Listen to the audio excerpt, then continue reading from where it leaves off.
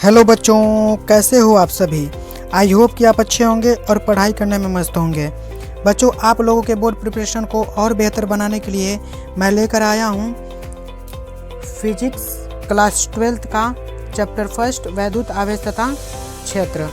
बच्चों, इस चैप्टर का टॉप 10 मोस्ट इम्पोर्टेंट थियरी वाले क्वेश्चंस को हम देखेंगे। पहला क्वेश्चन है रेखीय आवेश घनत्व, पृष्ठीय आवेश घनत्व तथा आयतनिक आवेश घनत्व को समझाइए। दूसरा क्वेश्चन है आवेशों के क्वांटमीकरण से क्या समझते हैं। तीसरा क्वेश्चन है कूलाम का नियम लिखिए। चौथा क्वेश्चन है वैद्युत क्षेत्र की तीव्रता से क्या समझते हैं। पांचवा क्वेश्चन है वैद्युत फ्लक्स से क्या समझते हैं। उसके बाद अगला 6वां क्वेश्चन है वैद्युत द्विध्रुव तथा वैद्युत द्विध्रुव आघूर्ण की परिभाषा लिखिए। अगला क्वेश्चन है गाउस के नियम को लिखिए। अगला क्वेश्चन है इलेक्ट्रॉन वोल्ट की परिभाषा दीजिए। अगला क्वेश्चन है विद्युतशीलता, जो विद्युतशीलता या निर्वात की विद्युतशीलता है तो निर्वात की विद्युतशीलता एप्सिलॉन नॉट को परिभाषित कीजिए। और अगला क्वेश्चन है 10वां लास्ट क्वेश्चन परावैद्युतांक को परिभाषित कीजिए। तो बच्चों आइए हम एक एक क्वेश्चन का हम आंसर देखते हैं। ठीक है बच्चों, तो चलिए बच्चों, पहला क्वेश्चन दिया है रेखीय आवेश घनत्व, पृष्ठीय आवेश घनत्व तथा आयतनिक आवेश घनत्व को समझाइए। तो सबसे पहले पढ़ेंगे हम रेखीय आवेश घनत्व। तो समझते हैं रेखीय आवेश घनत्व क्या होता है। जब आवेश का वितरण एक रेखा के अनुदिश होता है, मान लीजिए कोई रेखा होगा और इस रेखा पे आवेश वितरित होंगे, वितरण होगा इसका, ठीक है। तो कहेंगे जब इन आवेशों का वितरण एक रेखा के अनुदिश होता है तो प्रति एकांक लंबाई में या प्रति एकांक लंबाई पर आवेश की मात्रा को ही हम क्या कहते हैं, रेखीय आवेश घनत्व।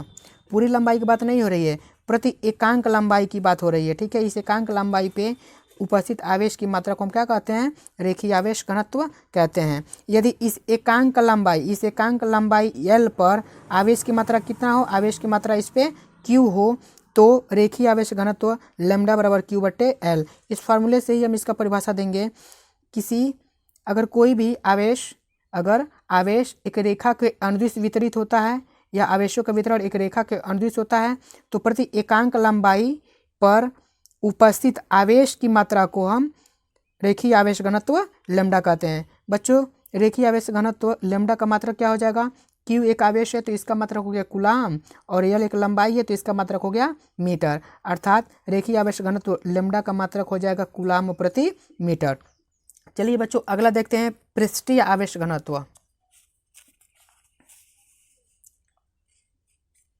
ठीक है, चलिए, जब आवेश का वितरण किसी पृष्ठ पर होता है, मान लीजिए कोई एक पृष्ठ है, इस पृष्ठ पे क्या हो रहा है, आवेश वितरित हो रहा है, तो वही कह रहा है जब आवेश का वितरण किसी पृष्ठ पर होता है तो प्रति एकांक क्षेत्रफल पर, इस पूरे क्षेत्रफल पर नहीं, इस छोटे वाले एकांक क्षेत्रफल पर, जब आवेश का वितरण एक पृष्ठ पर होता है तो प्रति एकांक क्षेत्रफल पर जो आवेश की मात्रा है, जो आवेश वितरित हुए आवेश की मात्रा है, उसी को हम कहते हैं पृष्ठीय आवेश घनत्व।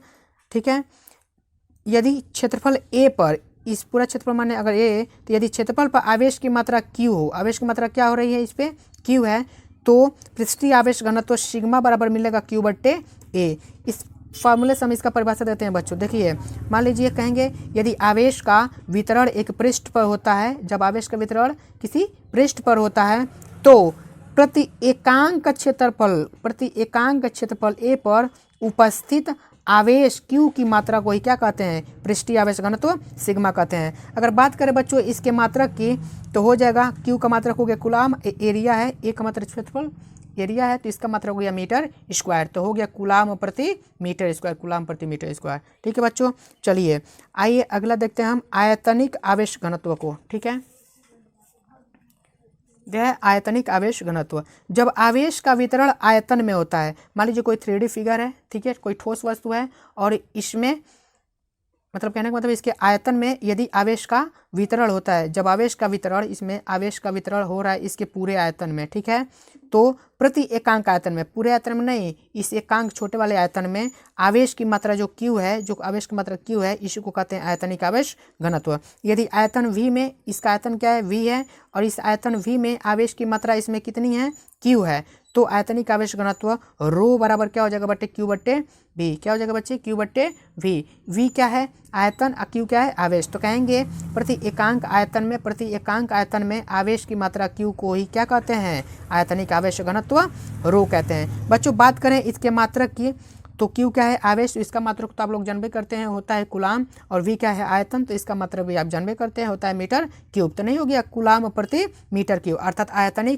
आयतनिक आवेश घनत्व का मात्रक हो जाएगा कुलाम प्रति मीटर क्यूब। चलिए बच्चों अगला क्वेश्चन देखते हैं। चलिए बच्चे आइए देखते हैं दूसरा क्वेश्चन। आवेशों के क्वांटमीकरण से क्या समझते हैं।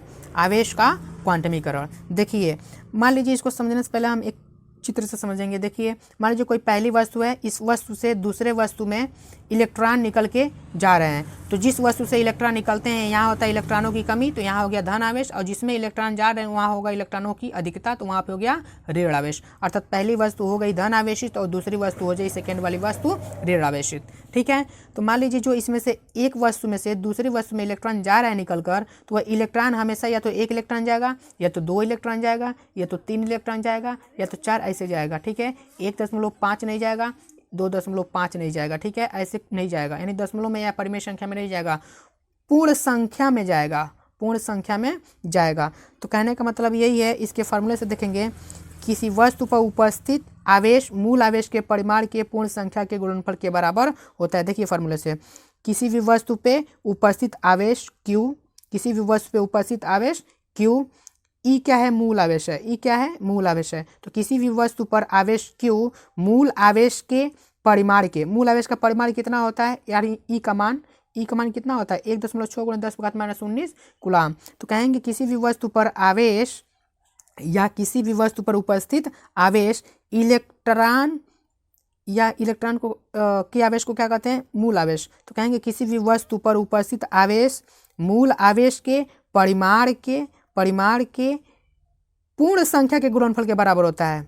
पूर्ण संख्या का मतलब यन का मान कितना लिखेंगे 1 2 3 4, पूर्ण संख्या 0 से होता है लेकिन हम देखेंगे यहाँ पे 1 2 3 से। ठीक है, तो यन का मान कितना रखेंगे 1 2 3। मान लीजिए यन का मान अगर 0 रख लेंगे तो कोई इलेक्ट्रॉन निकलेगा का, यहाँ 0 रख देंगे तो यानी 0 इलेक्ट्रॉन निकला, यानी कोई इलेक्ट्रॉन इधर उधर निकल भी नहीं किया।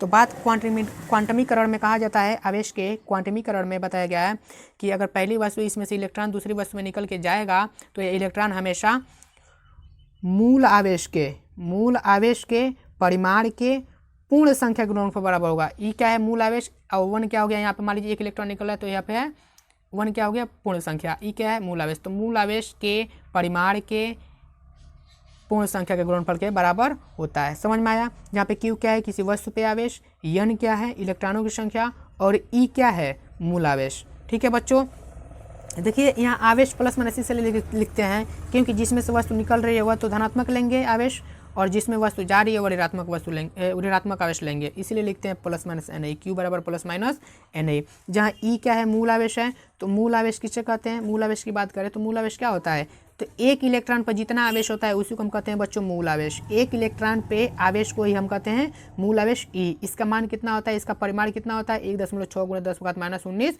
कूलाम। अर्थात कहने का मतलब है किसी भी वस्तु पर उपस्थित आवेश मूल आवेश के परिमाण के पूर्ण संख्या के गुणनफल के बराबर होता है। चलिए बच्चों आइए अगला क्वेश्चन हम देखते हैं। ठीक है, चलिए बच्चों अगला क्वेश्चन तीसरा नंबर का देखते हैं। कूलाम का नियम लिखिए। कूलाम का नियम 1785 ईस्वी में कूलाम ने दिया था। इस नियम के अनुसार दो स्थिर बिंदु आवेशों के मध्य लगने वाला आकर्षण या प्रतिकर्षण बल F दोनों आवेशों की मात्राओं के गुणनफल के अनुक्रमानुपाती तथा उनके बीच की दूरी के वर्ग के व्युत्क्रमानुपाती होता है। कूलाम ने बच्चों दो स्थिर बिंदु आवेश लिया, एक मान लीजिए बिंदु आवेश है स्थिर बिंदु आवेश Q1 और दूसरा है Q2, इनके बीच की दूरी मानना उन्होंने R। तो कह रहा है इन दो स्थिर बिंदु आवेशों के मध्य लगने वाला या तो आकर्षण बल लगेगा, अगर दोनों आवेश समान होंगे तो इनमें प्रतिकर्षण बल लगेगा, अगर दोनों आवेश विपरीत होंगे तो इनमें आकर्षण बल लगेगा। ठीक है, तो लगने वाला आकर्षण बल या प्रतिकर्षण बल, तो कूलाम ने बताया कि दो स्थिर बिंदु आवेशों के मध्य लगने वाला आकर्षण बल या प्रतिकर्षण बल दोनों आवेशों Q1 Q2 दोनों आवेशों की मात्राओं के गुणनफल के अनुक्रमानुपाती, यानी लगने वाला आकर्षण या प्रतिकर्षण बल दोनों बिंदु आवेशों के मध्य, यह स्थिर बिंदु आवेश हैं, तो दो स्थिर बिंदु आवेशों के मध्य लगने वाला आकर्षण या प्रतिकर्षण बल दोनों आवेशों Q1 Q2 के गुणनफल के अनुक्रमानुपाती तथा उनके बीच की दूरी r के वर्ग के व्युत्क्रमानुपाती होता है, अर्थात 1/r² हो जाएगा। ठीक है, तो दोनों को मैं मिलाऊं तो F यहाँ पे आ गया, यह ऊपर हो गया Q1 Q2 और नीचे हो गया r², तो हो जाएगा F is proportional to Q1 Q2/r², अर्थात F अनुक्रमानुपाती या समानुपाती हो गया Q1 Q2/r²। बच्चों यहाँ पे हम समानुपाती का नियतांक हटाते हैं, अर्थात बच्चों यहाँ दिया है F is proportional to Q1 Q2 फिर प्रोपोर्शनल टू 1/r², अर्थात जो लगने वाला बल है दोनों बिंदु आवेशों के मध्य लगने वाला जो आकर्षण या प्रतिकर्षण बल है वह दोनों आवेशों के गुणनफल के अनुक्रमानुपाती तथा उनके बीच की दूरी r², अर्थात उनके बीच की दूरी के वर्ग के व्युत्क्रमानुपाती होता है। अर्थात दोनों को मैं मिलाऊं तो F इज प्रोपोर्शनल टू क्या हो जाएगा Q1 Q2/r², तो हो गया F इज प्रोपोर्शनल टू या F समानुपाती या अनुक्रमानुपाती हो जाएगा Q1 Q2/r² के। F बराबर बच्चों यहाँ क्या हो जाएगा, प्रोपोर्शनल का चिन्ह हटाएंगे तो समानुपाती या अनुक्रमानुपाती का चिन्ह हटाएंगे, सिंबल हटाएंगे तो F बराबर लगेगा, तो F बराबर हो गया K, एक नियतांक आ गया Q1 Q2/r²। ठीक है बच्चों, तो जहाँ K का मान क्या होता है 1/4πε0,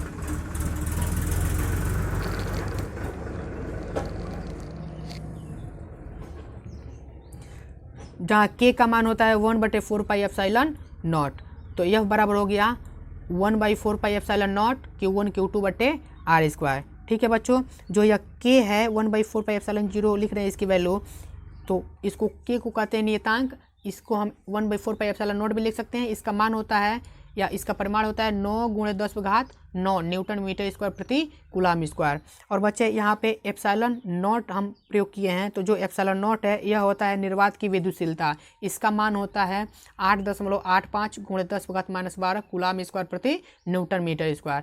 बच्चों अगर बात करें हम न्यूटन ने जो बल दिया उसका मात्रक, तो चूंकि यह बल है तो इसका मात्रक हो गया न्यूटन, और बीमा क्या हो जाएगा इसका बीमा हो जाएगा MLT-2, MLT-2। हमेशा बीमा को हम बड़े कोष्टक में लिखते हैं। ठीक है बच्चों, इसको ध्यान दीजिएगा।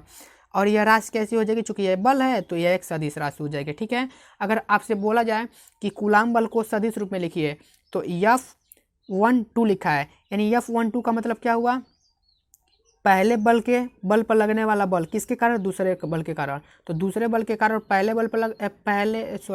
दूसरे आवेश के कारण पहले आवेश पर लगने वाला बल F12 हो गया, और यह क्या हो गया, पहले आवेश के कारण दूसरे आवेश पर लगने वाला बल, दूसरे आवेश के कारण पहले पर लगने वाला बल या पहले आवेश के कारण दूसरे पर लगने वाला बल, तो F12 बराबर क्या हो जाएगा 1/4πε0, यही फार्मूला हो जाएगा। ठीक है, उसके बाद हो जाएगा Q1 Q2/r²।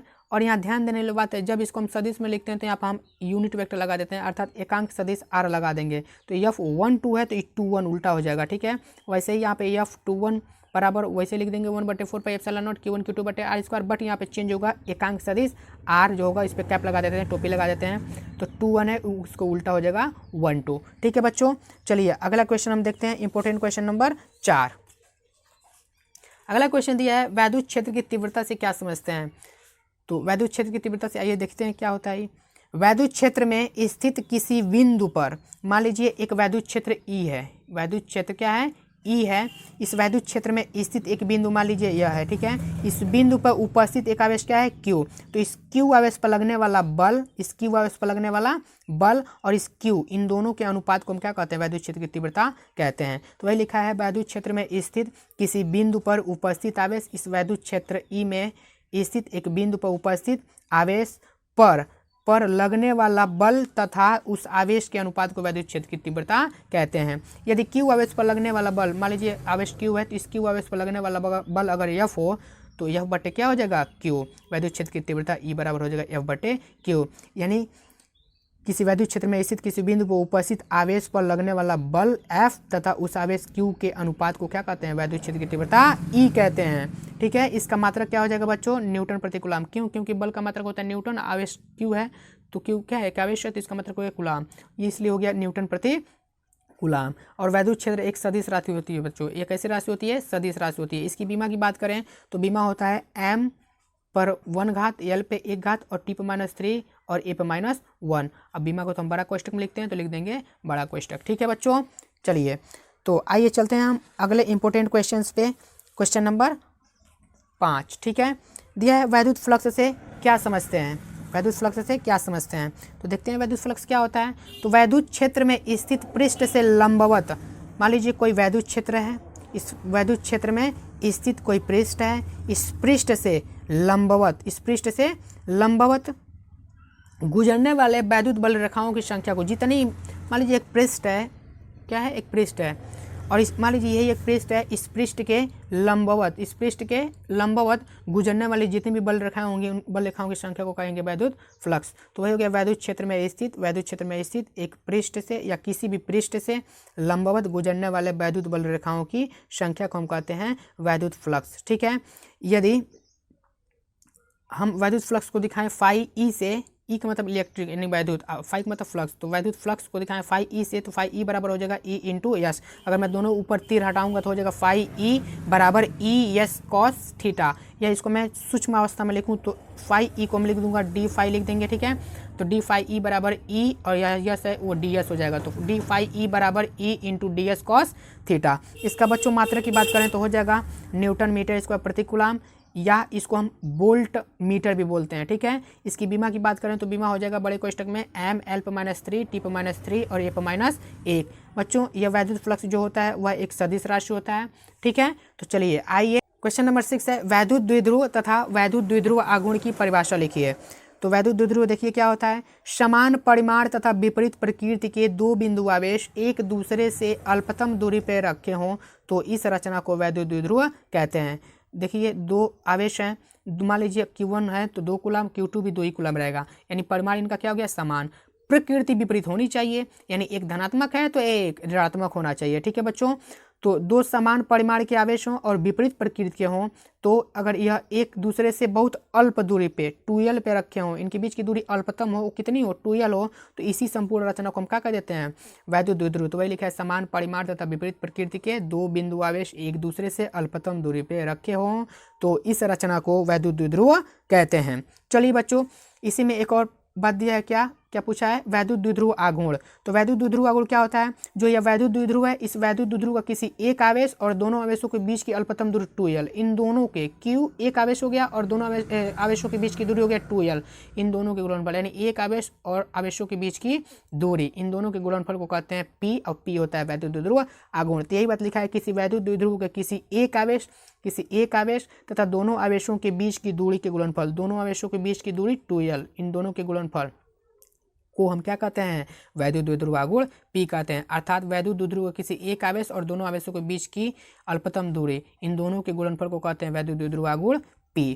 इसकी हम मात्रक की बात करें तो बच्चों वैद्युत द्विध्रुव का आघूर्ण का मात्रक हो जाएगा कूलम मीटर, क्योंकि Q क्या है, एक आवेश है, इसका मात्रक होता है कूलम, और L क्या है, लंबाई, इसका मात्रक हो गया मीटर, तो कूलम मीटर हो गया। इसकी दिशा की बात करें तो वैद्युत द्विध्रुव आघूर्ण की दिशा ऋण आवेश से धन आवेश की ओर होती है। जो ऋण आवेश होता है इससे किधर, धन आवेश की ओर होगी। ठीक है, ऋण आवेश से धन आवेश की ओर होगी।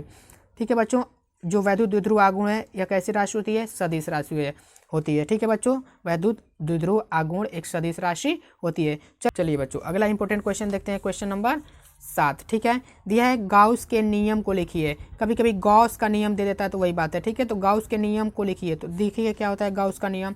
इस नियम के अनुसार वैद्युत क्षेत्र में स्थित किसी बंद पृष्ठ से, मान लीजिए कोई वैद्युत क्षेत्र है, इस वैद्युत क्षेत्र ई में एक बंद पृष्ठ रखा गया है, तो वैद्युत क्षेत्र ई में स्थित किसी बंद पृष्ठ से अभिलंबवत गुजरने वाला वैद्युत फ्लक्स उस बंद पृष्ठ द्वारा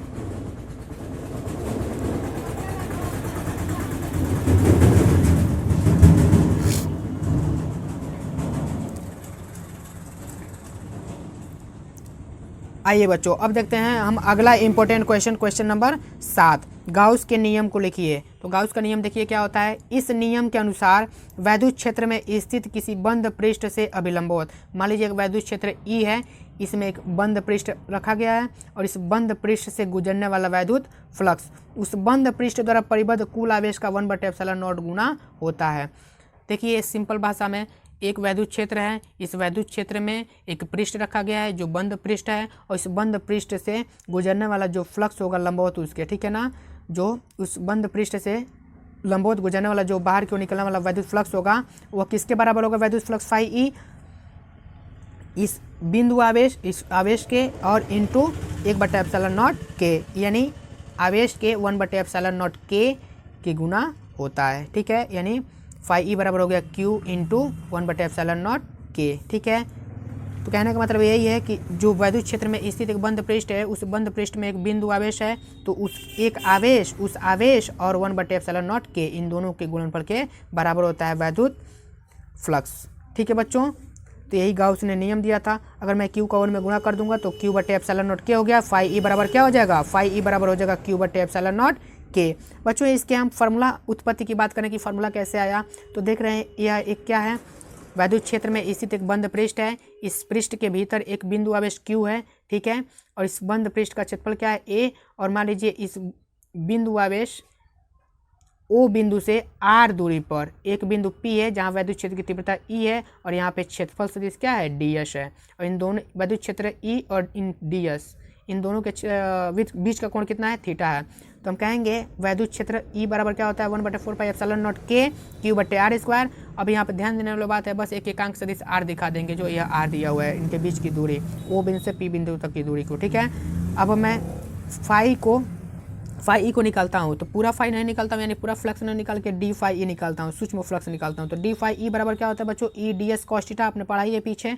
ठीक है, वैद्युत फ्लक्स में तो E into D S cos theta होता है डी फाई ई बराबर। तो डी फाई ई बराबर ई का मान यहाँ से हम रख देंगे, तो कितना हो जाएगा 1/4πε0 के Q/r², तो 1/4πε0 Q/r²। बचा आगे ई का मान रखने के बाद डी एस कॉस थीटा, तो रख देंगे डी एस कॉस थीटा। अब जानते हैं डी एस कॉस थीटा बटे r², D S cos theta बटे r² के मान कितना होता है, डी ओमेगा।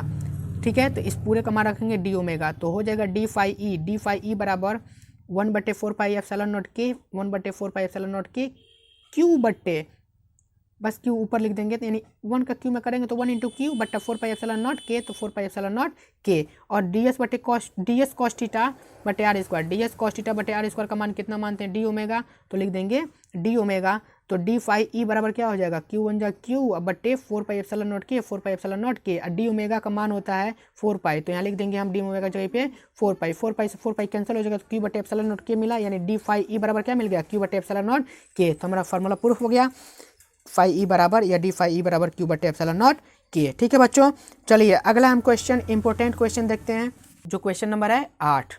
ठीक है, दिया है इलेक्ट्रॉन वोल्ट की परिभाषा लिखिए।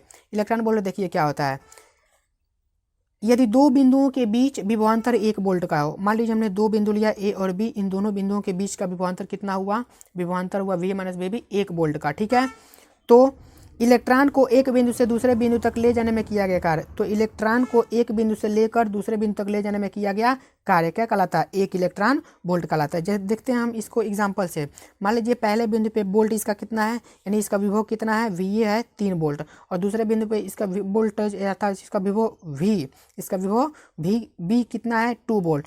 तो इनमें विभवांतर क्या होगा, विभव में अंतर यानी VA माइनस VB, तो VA कितना है 3 और माइनस VB कितना है 2, तो 3 में से 2 गया तो 1 वोल्ट हो गया, अर्थात इन दोनों बिंदुओं के बीच विभवांतर कितना आया, 1 वोल्ट। तो कहने का मतलब यही है कि यदि दो बिंदु हैं, दोनों बिंदुओं के बीच का विभवांतर को वोल्ट हो, 1 वोल्ट हो, तो एक बिंदु से इलेक्ट्रॉन को दूसरे बिंदु तक ले जाने में किया गया कार्य ही क्या कहलाता है, 1 इलेक्ट्रॉन वोल्ट कहलाता है।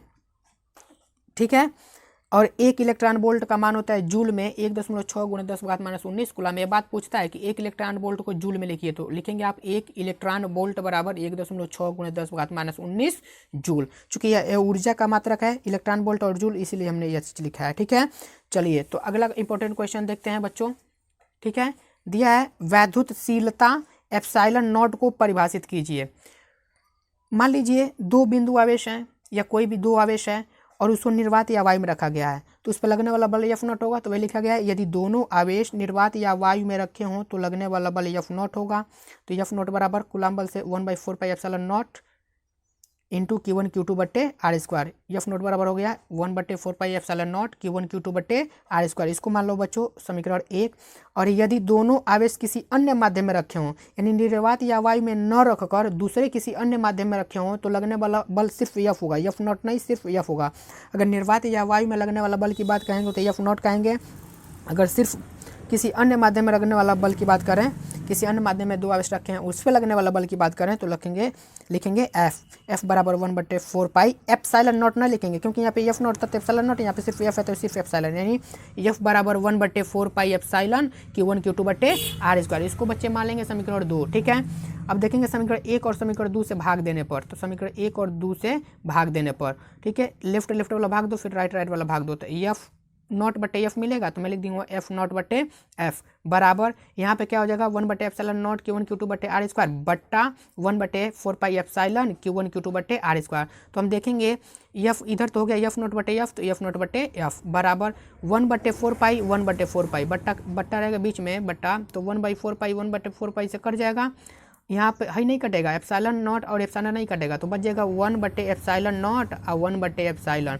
Q1 Q2/r² बट्टा में कट जाएगा, तो यहाँ पे बच गया एफ नॉट बटे एफ बराबर 1/एप्सिलॉन नॉट बट्टा 1/एप्सिलॉन। ठीक है, तो कहने का मतलब है अब यहाँ पे 1 बचा, नीचे वाला ऊपर वाला गुणा के ऊपर भेज देते हैं और बीच का गुणा करके नीचे लिख देते हैं, तो ऊपर वाला क्या है 1, नीचे वाला एप्सिलॉन, तो एप्सिलॉन का 1 में करेंगे तो एप्सिलॉन बन जाए एप्सिलॉन, और नीचे का क्या हो जाएगा बीच में एप्सिलॉन नॉट का 1 में करेंगे तो एप्सिलॉन बन जाए एप्सिलॉन, तो एप्सिलॉन नॉट हो जाएगा यहाँ पे, तो ऊपर हो गया एप्सिलॉन बन जाए एप्सिलॉन और नीचे हो गया एप्सिलॉन नॉट बन जाए एप्सिलॉन नॉट, मिल गया एफ नॉट बटे एफ बराबर एप्सिलॉन बटे एप्सिलॉन नॉट, जो एफ नॉट बटे एफ है, यानी कहने का मतलब निर्वात या वायु में 2 आवेश रखे हैं उस पर लगने वाला बल जो एफ नॉट है, और किसी अन्य माध्यम में 2 आवेश रखे हैं उस पर लगने वाला बल एफ है, तो इन दोनों के अनुपात एफ नॉट बटे एफ, इन दोनों के अनुपात को हम कहेंगे परावैद्युतांक